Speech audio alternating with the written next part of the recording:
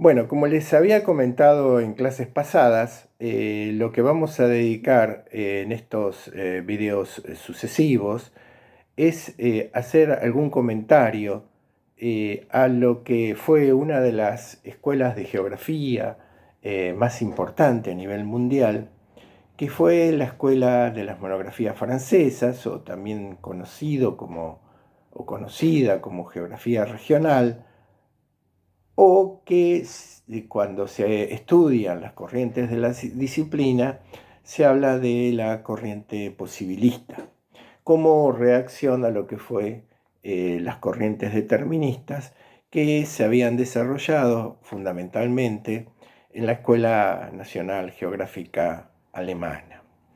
Esta escuela tiene la particularidad de desarrollarse particularmente en Francia, y expandirse al resto del mundo, y teniendo una influencia muy fuerte en América Latina y en particular en la Argentina. Eh, Robin, que ha hecho un estudio monumental sobre la historia de la geografía francesa, ha dicho que esta escuela, de alguna manera, lo que hizo fue equilibrar sus trabajos de geografía local con los trabajos de geografía mundial, dentro de lo que fue su producción intelectual. La geografía en los marcos nacionales tomó a Francia como un laboratorio de experimentación, porque esta es una de las escuelas donde tanto el gabinete como el campo cumplen una función primordial, y el relato que luego se produce. Pero también tuvo una atención esmerada en lo que fue tratar de describir regiones fuera de Francia, tratar de describir otros lugares del mundo a través de la producción, por ejemplo, de sus geografías universales, cuyo principal autor, junto con otros, escribió, como fue el caso de, estamos refiriéndonos, a Paul Vidal de la Blache. Esta escuela es muy interesante. Nosotros lo que vamos a hacer es, en estos videos, primeramente tratar de recordarles o afirmar algunas de las cosas que ustedes vieron en las cátedras introductorias de geografía, fundamentalmente cuáles son las claves principales de esta escuela. En clases pasadas habíamos visto, sobre todo en la unidad 2, cuando hablamos de paradigmas en ciencias sociales, que el concepto de paradigma para interpretar el desarrollo de las ciencias sociales no se llevaba muy bien con lo que eran el desarrollo de las ciencias sociales en particular y de las humanidades, porque en su momento Thomas Kuhn lo que había hecho era pensar esa evolución científica, pero a través de específicamente disciplinas del orden de las ciencias naturales. En el libro que ustedes tuvieron en su oportunidad la posibilidad de leer, recuerden que en el prólogo, que es edición, que creo que es de 1968, el autor hace referencia a las ciencias sociales. Bueno, y dice específicamente que, ante las críticas recibidas, la idea de concepto de paradigma no se adaptaba muy bien a lo que había sido el devenir de las ciencias sociales y el de las humanidades. Recordemos que la idea de paradigma, fundamentalmente, el pensamiento de Thomas Kuhn, dice que la ciencia evoluciona por paradigmas, que son esas metateorías, teorías, métodos y técnicos y problemas que son dadas a los científicos por periodos largos de tiempo, que entran en algún momento en crisis cuando no pueden explicar sus objetos de estudio, ¿no? A través de lo que denominó anomalías. Y surge un paradigma diferente, nuevo, que de alguna manera supera al anterior y no tiene comunicación con el paradigma anterior. Bueno, en esa oportunidad tuvimos la oportunidad de leer artículos de sociólogos donde hablaban del paradigma en las ciencias sociales, donde el concepto de alguna manera había sido resignificado y había sido criticado en su condición original, porque, bueno, claro, en las ciencias sociales no suele ocurrir que un paradigma desplaza a otro, sino que coexisten distintas maneras de hacer ciencia o de hacer humanidades, y por lo tanto coexisten temporalmente. No hay periodos demarcados de ciencia normal y ciencia extraordinaria, como decía Kuhn, sino coexisten. Y por otra parte, lo cual es muy importante, hay dos aspectos que no se pueden olvidar. El paradigma en ciencias sociales siempre surge atado a su contexto histórico. De alguna manera se procesan al interior de la comunidad académica los problemas o demandas sociales y políticas y se les da respuesta con un lenguaje particular que es el de las ciencias o el de las humanidades. Entonces el contexto histórico es fundamental para entender a los precursores y a los productores de paradigmas. Y el segundo aspecto, que tiene que ver más con una propuesta metodológica o técnica de estas autoras que hicimos referencia en su momento, es que en realidad lo que funciona en las ciencias sociales es la posibilidad de triangular. Esto quiere decir trabajar entre distintas disciplinas, autores, perspectivas teóricos y paquetes metodológicos para alcanzar un objetivo científico como es develar y producir conocimiento. La idea viene de la navegación y parte del concepto de que uno puede localizar un punto en el espacio teniendo tres puntos de referencia, ¿sí? Entonces, la metáfora que utilizan estos autoras es lo que están diciendo, es que contando con distintos métodos, técnicas, tomando de cada uno de los paradigmas que coexisten en las ciencias sociales, usado esto hábilmente, podemos localizar mejor nuestro objeto de estudio, conocerlo mejor. Bueno, en realidad el concepto puede ser utilizado. Ustedes vieron que tradicionalmente, sobre todo en las cátedras introductorias, hablamos de paradigmas, porque tiene un poder de enseñanza fuerte. Es un concepto bastante didáctico que nos ayuda en el arte de enseñar, pero como toda clasificación es esquemática. Fíjese incluso a veces, cuando uno analiza en periodos temporales las corrientes de la geografía, lo que va a notar al encasillarlas en autores, perspectivas, sujeto de estudio, pactos epistemológicos, es una cierta esquematización, ¿no es cierto?, que estamos obligadas para conocer este devenir histórico de la geografía. Pero siempre tengamos en cuenta que una clasificación lo que hace es ordenar, un tanto arbitrariamente la realidad al cual tenemos que referirnos. Nosotros lo que podríamos decir al afrontar ahora estos temas es decir que cuando utilizamos el concepto paradigma lo utilizamos en sentido un tanto laxo y puede ser entendido como tradiciones, ¿sí?, en las ciencias sociales, ¿no?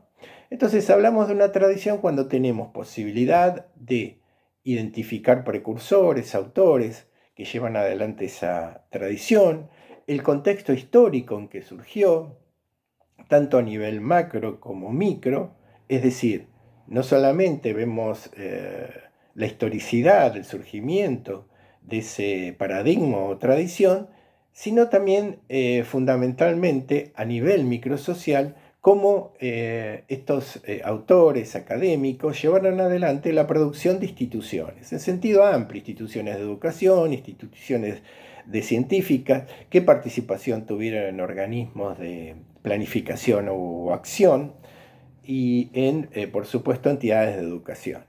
Y también tenemos en cuenta en estas tradiciones fundamentalmente no solo los autores y el desarrollo, sino que en muchos casos el marco geográfico en que surgieron, porque en el caso que nos ocupa es muy importante identificar que la escuela regional tiene prácticamente su nacimiento entre el siglo XIX y siglo XX en Francia, ¿no?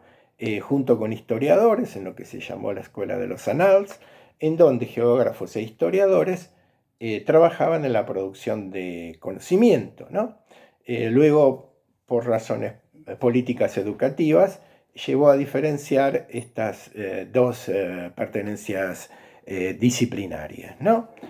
Particularmente esto es lo que ocurrió. Pero entonces hay una identificación que tiene que ver con el tiempo en que se produce esa tradición y el marco geográfico. Claro que, como decíamos antes, la escuela geográfica francesa supo, de alguna manera, exportar, ¿sí?, sus perspectivas a otros países. No es que no hayan desarrollado en otros países, ¿no?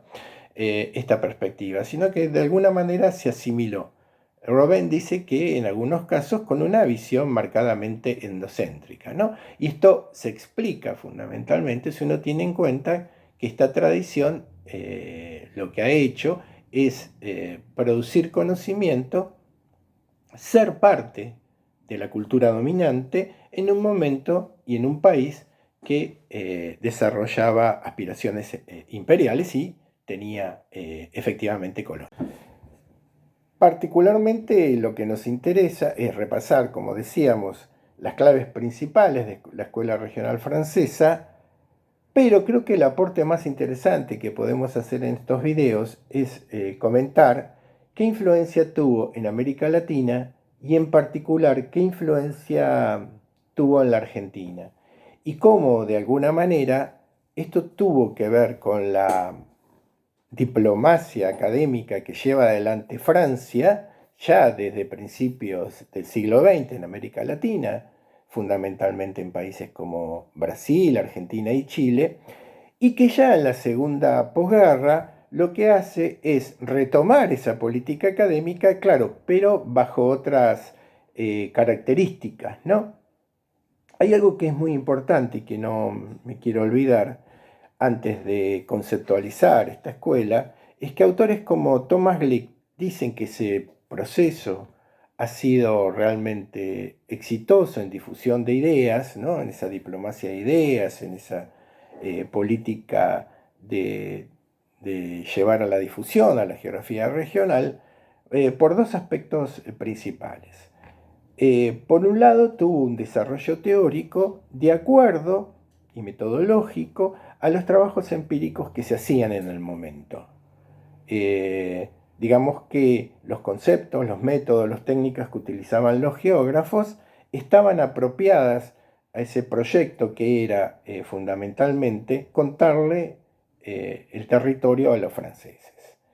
Pero fundamentalmente también lo que hay que tener en cuenta que la habilidad de Paul Vidal de Lablache, dice él, estuvo en darle estatus académico a un conocimiento de alguna manera territorial que venía desde tiempos históricos, desde la antigüedad, a la hora, por ejemplo, de definir unidades regionales en Francia.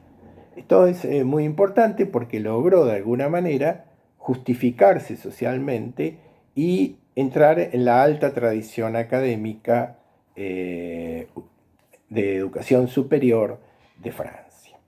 Si ustedes recuerdan bien, la labor de esta escuela fundamentalmente fue plantear un objeto de estudio. Todavía en ese campo en el cual surgían instituciones de educación superior, instituciones universitarias, y los académicos como estrategia buscaban lugar en esas instituciones, tienen que tener en cuenta que necesitaban de alguna manera, sobre cánones de filosofía de la ciencia positivista, recortar una parte de la realidad y establecer que esa parte de realidad era su objeto de estudio. Era un recorte que de alguna manera justificaba ese objeto de estudio que debía ser específico y diferente de las otras disciplinas existentes en un tiempo de formación. Era una construcción teórica que debían hacer. Por ese entonces, la geografía, lo que tenía, estamos hablando de ese proceso que se da desde inicios del siglo XX, era pactos epistemológicos fuertes con la geología, y la escuela regional francesa empieza a establecer también pactos fuertes con la historia. De hecho, se definían muchos de las escuelas de los Annales como geohistoriadores. Entonces, en ese proceso, el devenir de la escuela regional determinó que el objeto de estudio era la región. Bueno, ¿qué era la región? Así como existían periodos en la historia que podían significarse en el tiempo, existían en el espacio unidades regionales. Esto quiere decir elementos del paisaje que configuraban humana y físicamente ciertos territorios y que eran singulares y que debían ser relatados, descritos y eventualmente explicados. Esto lo que quería decir realmente era que Esas unidades eran singulares y el método de abordaje era fundamentalmente un método de abordaje que no pensaba en la producción de generalidades o leyes, sino en tratar de comprender e interpretar esas unidades de investigación. Eh, lo que tienen ustedes que tener en cuenta realmente es que la manera de aproximarse era el estudio de campo y por supuesto de gabinete. Y esa descripción física, ese relato de cómo eran las comunidades, llevaba al concepto más caro, que es el género de vida, que trataba de determinar cómo creencias, normas, reglas, formas de organización comunitaria, lo que luego pudo haberse llamado mentalidades, organizaban el espacio y el territorio. Cómo esas comunidades a lo largo del tiempo se habían de alguna manera ganado la posibilidad de supervivir o en vivir dentro de determinados límites. Esta es la idea del género de vida, ¿no? Creencias, normas, prácticas, técnicas que permitían sacar del territorio posibilidades de existencia. En ese proceso, justamente lo que se ha dicho, y con razón, que se hablaba de posibilismo, porque no se creía que el medio natural determinaba las conductas de las personas, sino que dentro de ese escenario las personas, las comunidades, tenían márgenes de libertad como para transformarlo. Tenían entonces posibilidades de transformación. No es que la montaña determinaba un carácter, la llanura otro, la taiga otro carácter sobre las personas, sobre las posibilidades de existencia. Entonces, esto es muy importante porque lo que muestra fundamentalmente en ese proceso que las comunidades se apropiaban de los territorios, desarrollando lo que era fundamentalmente su modo de vida. Era ambientalista, dice Paul Claval, porque si bien no cayó en las claves del determinismo, sí partía de aspectos que tenían que ver con la geografía física, fundamentalmente. Si uno ve los viejos trabajos, vemos que el lugar que ocupa la geografía física o los geomorfólogos que dio la escuela, que fueron muy importantes, tenía un peso bastante importante en ese sentido. Y después hay que tener en cuenta también el contexto histórico-político, porque ese proceso lo que nos daba la pauta es el grado de dominio del territorio que tenían estas comunidades. Si ustedes lo piensan bien, estas comunidades podían dominar más o menos el territorio y poner lo que, bueno, después autores como Milton Santos llamaron prótesis para controlar ese territorio, marcando una cierta remembranza a la idea entre civilización y barbarie. De hecho, entrando dentro de esa conceptualización ideológica que fue tan colonial de civilización y barbarie entre aquellos pueblos que eran recolectores, aquellos que lograban manejar la agricultura y eventualmente industrializar, ¿sí?, sus productos para lograr una condición de vida diferente. Bueno, estas son las cosas que podemos recordar fundamentalmente de la escuela regional francesa. Habría que hablar un poquito más, ustedes tienen las referencias bibliográficas para profundizar en el tema y seguramente es algo que para ustedes va a ser de una necesidad importante, sobre todo a la hora de pensar cómo esa escuela impactó en la Argentina, por qué se convirtió en la Argentina en una escuela realmente muy importante, en donde la cultura francesa y la idealización que había de la cultura francesa en las élites que por entonces organizaban el Estado argentino, tenía un peso muy importante a la hora de no solamente producir conocimiento, sino a la hora de producir cultura o ideas políticas.